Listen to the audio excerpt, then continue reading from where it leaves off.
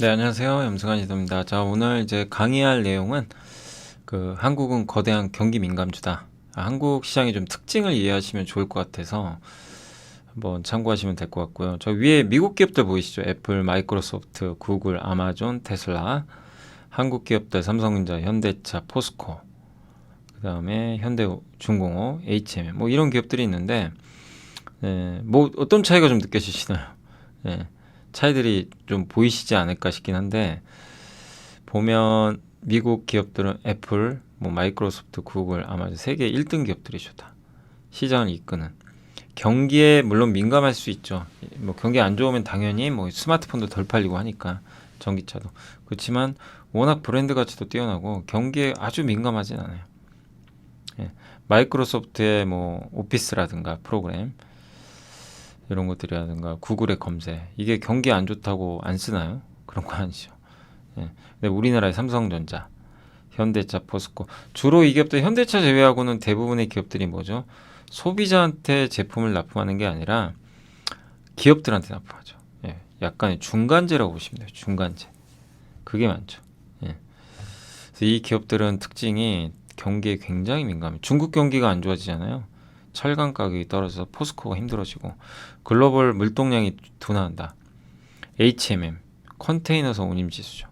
글로벌 경기 안 좋다? 운항을 안 하죠. 줄이겠죠. 운임은 꺾이겠죠. 예. 그리고 조선도 마찬가지죠. 저 HMM 같은 기업들이 발주를 많이 해야 되는데 발주가 경기 안 좋으면 수주가 나올 수가 없잖아요. 삼성전자 반도체 경기에 민감하죠.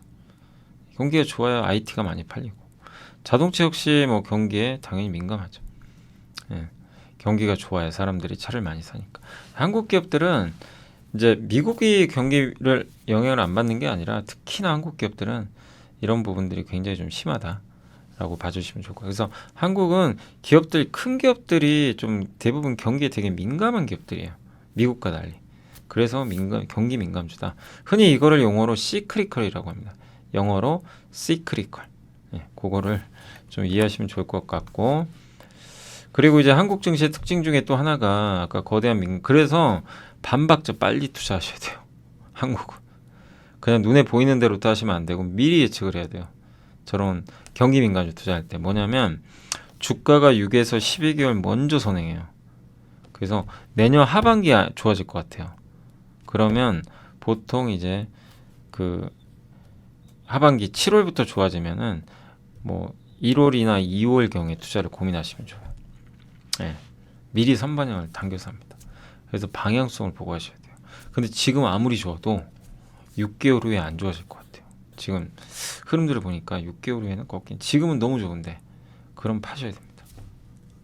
한국은 그걸 되게 빨리빨리 반영하는 국가 중에 하나예요. 그래서 한번 보실래요? 자, 실적의 최고는 여기죠. 우리나라의 주가의 특징이에요. 실적은 여기가 최고인데 보이세요? 빨간색. 여기죠. 근데 주가는 여기서 먼저 고점 찍어요. 이게 너무 신기하지 않으세요? 아니 실적이 여기 좋으면 여기서 같이 주가도 찍어야 되는데 그거 아닙니다. 이거를 모르고 한국에 투자하시면 큰일 납니다. 실적보다 주가가 항상 먼저 가요. 뭐 3에서 6개월 정도 먼저 가는 경우가 많아요. 근데 실적이 최고지만 또 더 좋다. 그럼 주가는 또 가는 거죠. 근데 여기는 이제 꺾이잖아요. 그러니까 지금 실적이 제일 좋다. 흔히 피크아웃이라고 합니다. 지금이 제일 좋다. 그럼 꺾일 일밖에 없어요. 그래서 주가는 먼저 빠져버립니다. 그래서 이게 최고의 이익과 최고의 주가가 항상 좀 불일치한다는 거. 그거를 이게 한국 시장의 좀 특징이라는 걸 좀 많이 이해해 주시면 또 좋을 것 같습니다. 그래서 우리나라 같은 경우는 이게 수출 좀 이게 복잡해 보이시죠? 어려운 게 아니고 이 위에 보이세요? 이게 수출 증가율입니다. 이게 마이너스고 밑에가. 위에 보시면 수출 증가율이 35거든요. 이때가. 네. 그러니까 수출 증가율이 굉장히 좀 높았을 때, 네. 이렇게 뭐 35%나 이렇게 아니면 여기는 45%가 되죠. 수출이 너무 높죠.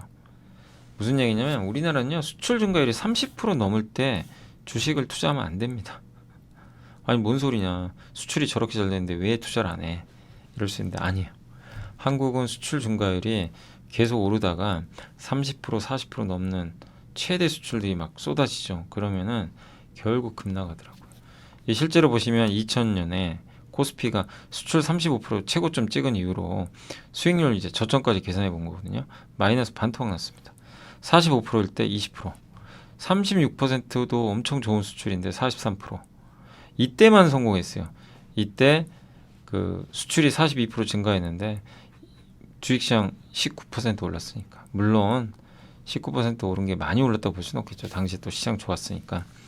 예. 그리고 35% 수출 증가할 때 마이너스 28, 46% 수출 증가하니까 마이너스 28. 무슨 얘기예요? 수출이 30% 40% 갔을 때 투자하는 건 굉장히 위험하다는 거예요. 한국은.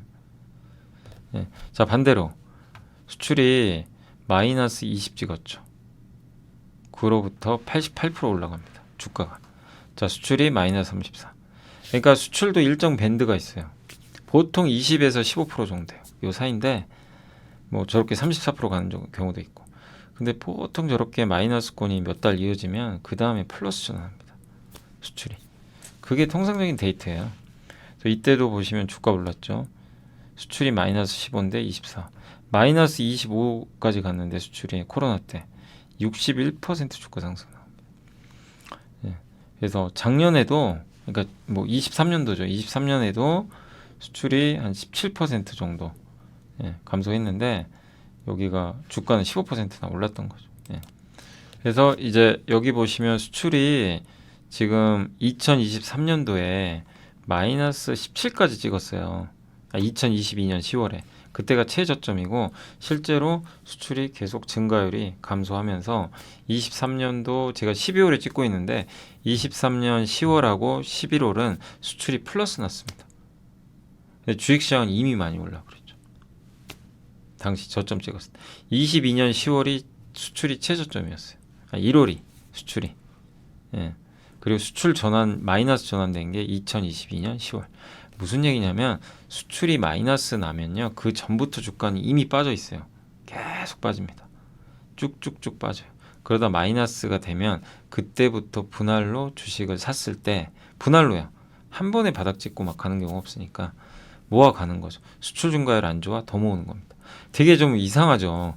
아니 세상에 안 좋을 때 사라고 좋을 때 팔고 이게 뭐 말도 안 되는 얘기냐. 그러나 우리 한국은 그렇게 움직입니다. 왜? 경기 민감주니까.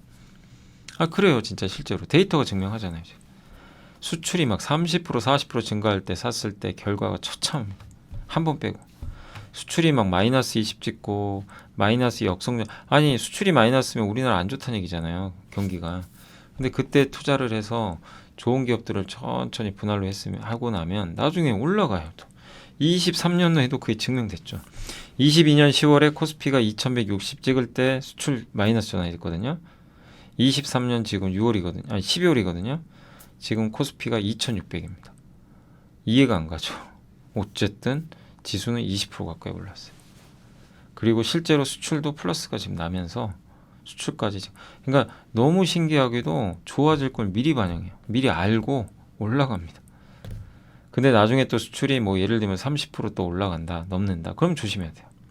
그러면 또 조심하셔요. 예, 너무 좋을 테니까. 그러니까 이거를 꼭 이해하시고 한국에선 투자를 하셔야 됩니다. 그러지 않으면 이게 잘못된 방향으로 투자를 하실 수가 있어요. 그리고 이제 코스피의 순환적 사이클이라고 하는데 이거 이제 신영증권에서 예전에 나왔던 자료 중에 하나인데요. 1년 이하의 단기 전망은 진짜 운이고 사실 맞추기 어렵죠. 3년 이상의 장기 전망은 철학이다. 근데 이제 3년 이상 약세장은 없었다. 무슨 얘기냐면 공포에 맞서시라는 얘기예요. 시장이 망가질 것 같고 너무 안 좋을 때 오히려 두려움을 깨시고 투자를 하시는 게 좋고 너무 좋을 때는 조심하고 그게 맞는 것 같습니다. 그래서 여기가 이걸 왜 보여드리냐면 우리나라 그 80년대 이후로 한국 코스피예요. 사이클 보시면 이때 강세장이죠. 그러다가 약세장이 옵니다. 또 강세장이 옵니다. 44개월 무려 약세장. 그 다음에 18개월 강세장, 21개월 약세장. 무려 55개월에 달하는 초장기 강세장. 중국 때문에. 그러다 금융위기 와요. 또 30개월 강세장. 이땐 박스권 장세. 이때는 기존에 없던 장세예요. 그냥 지수가 계속 왔다 갔다. 예. 그러다가 2017년에 강세장 2년. 그리고 이 미중 갈등 코로나 터져서 약세장, 그리고 코로나 이후로 강세장, 다시 또 물가가 오르면서 약세장. 이게 왜 이걸 보여야 되냐면 이렇게 주식시장은 오르고 내리고, 마치 그 우리 사계절 배웠죠, 주식에. 계절 변화에 따라서 강세장도 있고 약세. 무슨 얘기냐? 약세장이 계속되면 다 포기하거든요. 그럴 때 투자를 하셔야 되고, 너무 강세장이 뜨거울 때는 좀 빠져나오셔야 되고, 이 사이클을 잘 타셔야 돼요. 그래야 주식에 성공을 합니다.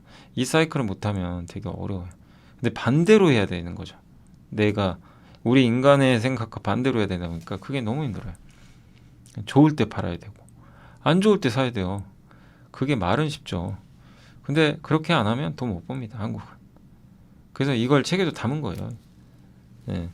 우리가 그 코스피는 거대한 경기 민감주고 그 사이클을 잘 파악을 해야 된다.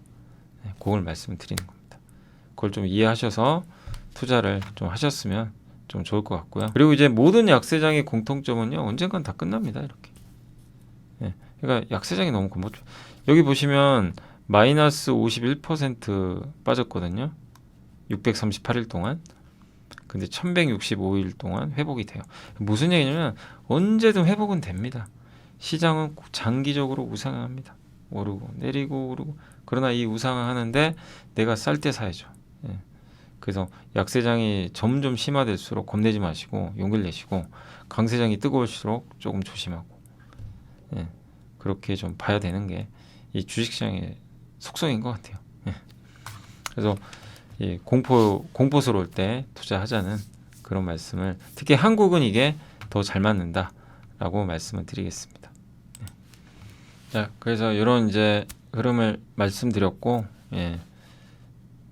앞으로 한국 주식에 투자하실 때 이런 속성 꼭 이해하셔서 투자하시면 좋겠습니다. 자, 오늘 강의는 여기서 마무리하고요. 또 다른 강의에 찾아뵙겠습니다. 시청해 주셔서 감사합니다.